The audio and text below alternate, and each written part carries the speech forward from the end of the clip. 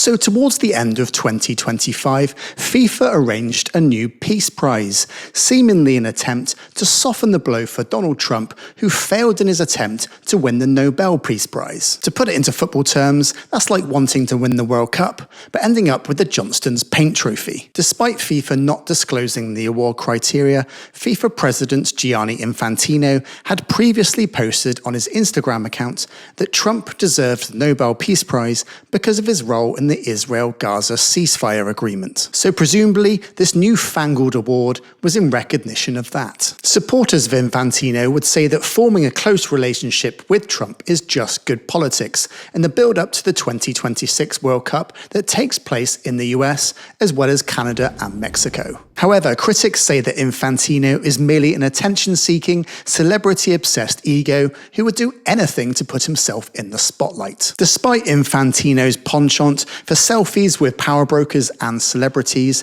there is a paradox about giving someone a Peace Prize to someone who just months earlier had renamed the Department of Defense into the Department of War. In hindsight, that was a bit of a clue. When Infantino presented Trump with the prize, he said, "You can always count, Mr. President, on my support and the entire football community to help you make peace all over the world." So let's take a look at Trump's efforts in attaining world peace and harmony since winning this prestigious award. In early 2026, Trump captured Venezuelan leader Nicolas Maduro. While most Peace Prize winners settle for boring things like de-escalation and signing treaties, Trump thought nothing says Peace Prize winner quite like a pre-dawn Delta Force raid with a complimentary photo of your political rival blindfolded on the deck of an assault ship. FIFA's award, officially called the FIFA Peace Prize, Football Unites the World, apparently inspired Trump to boost the harmonious feeling within his own country by his continued deployment of ICE agents. Nothing captures the Football Unites the World spirit quite like a pre-match pat-down from a tactical ICE unit. It's a bold marketing pivot for the 2026 World Cup. Come for the soccer, stay for the deportation raid. It's a real masterstroke of tension building. Nothing gets visiting fans in the mood quite like the sight of federal agents constantly checking valid visas. If you're a visiting fan, the message is clear.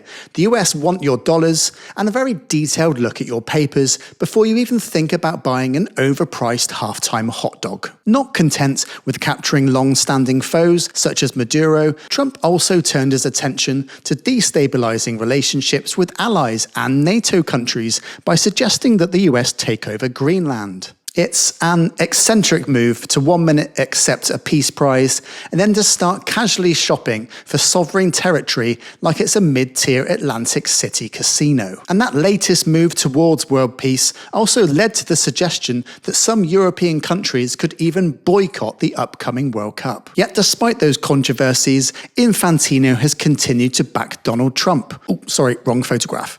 And just this week, and in no way to detract from tanking approval ratings back home or to distract from whether Trump himself features on a certain client list, Trump's latest venture now sees him embroiling America into yet another Middle East conflict by attacking Iran and killing the Ayatollah. But don't worry, there's very much a plan this time. Trump administration has no plan in Iran. They haven't thought this through. Donald Trump doesn't think things through. No plan to end it. Oh well, going into the Middle East with no plan has worked before. What's the worst that could happen? And the irony is particularly thick, given that Iran was drawn into Group G of the World Cup, with all their matches scheduled to take place on US soil. So it could be a first for football's flagship tournament, where one of the hosts welcomes the world while simultaneously bombing one of the participants. And in the same week that FIFA's Peace Prize winner triggered chaos in the Middle East region, it timed perfectly with Infantino celebrating his 10 years as FIFA president. Infantino, of course,